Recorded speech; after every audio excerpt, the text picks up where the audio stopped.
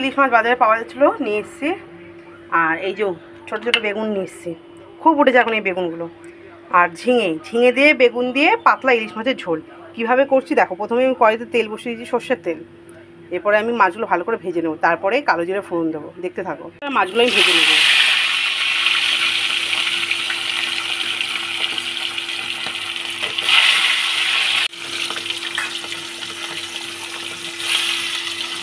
কালো জিরে ফোড়ন দিয়ে দেবো, সঙ্গে তিনটে কাঁচা লঙ্কা চেরা দেবো।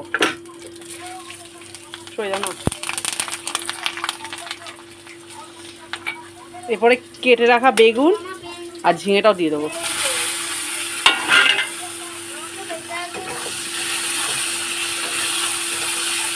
বেগুনটা আর ঝিঙেটা ভেজে নিচ্ছি। মাছটা যত তাড়াতাড়ি হয়ে যায় খেতেও কিন্তু তত টেস্ট লাগে। আমার মা করে এটা, আমি মায়েতেই শেখা এটা। আমি এখানে জিরে ধনে আর লঙ্কাটা দিয়ে দিয়েছি, নুন হলুদ। আর এখানে একটু কষিয়ে নেব, কষিয়ে তারপরে জল ঢেলে দেবো। আহামরি মশলা লাগবে না এখানে। আর সরি, ক্লিপটা আমি নিতে পারিনি। এই দেখো, মশলা দেওয়ার পর দেখি ক্যামেরা অন করিনি, আমি সো সরি। আর কিছু না, জিরে ধনে লঙ্কা নুন হলুদ দিয়ে এটা কষিয়ে নেবে কম আঁচে। তারপরে একটু যে ভাজা ভাজা গন্ধ দেবে, তারপরে জল দেবে। বেশি জল দেবে না, তাহলে একদম গঙ্গার জল হয়ে যাবে। বেশ ভাজা ভাজা মশলা হয়ে গেছে, এরপরে আমি জল দিয়ে দেবো অল্প। ব্যাস, আর জল দেবো না, একটুখানি জলই থাকবে, বেশি ঝোল করবো না। মাছের সবজিগুলো পুরো সেদ্ধ হয়ে গেছে, ভালো করে দেখে নেবে। এই দেখো, এরপরে ইলিশ মাছ ভাজাগুলো দিয়ে দেবে।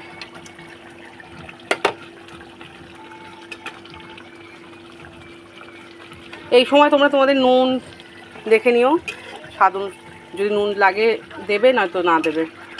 আমি একটু টেস্ট করে নেবো, টেস্ট করে দেখে নেবো। হয়ে গেছে আমার ইলিশ মাছের ঝাল, সরি পাতলা ঝোল। এবার এটা আমি নামিয়ে নেবো। গরম গরম ধোয়া ওটা ইলিশ মাছের পাতলা ঝোল, আর এর সাথে ভাত খাবো, গরম গরম ভাতও হচ্ছে এখানে, সেটাও দেখিয়ে দিলাম। আহা, ওটা ভালো লেগে থাকে লাইক করো, কমেন্ট করো, সাবস্ক্রাইব করো, আর কমেন্টে জানো রান্নাটা কেমন লাগলো। Thank you for watching. টাটা, ভালো থেকো, সুস্থ থেকো।